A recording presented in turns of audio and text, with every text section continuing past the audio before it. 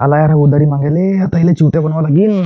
का रे बा उधारीची काय लाईन कधी देतं पैसे? केली भिकार चोटासारखी गोष्ट ते. हा म्हणजे मग तू गरीबच राहायशील काय? गरिबीचा उधारीशी काय संबंध? थांब सांगतो तुला. दुनियात ना 4 प्रकारचे लोक असतात. 4. पहिले असे लोक असतात की जेले एका मिनिटात पैसे पाहिजेत, ते असतात भिकारी. जेले एका हप्त्यात पैसे पाहिजेत, ते असतात मजूर. जेले एका महिन्यात पैसे पाहिजेत, ते असतात नोकरी करणारे नोकरदार.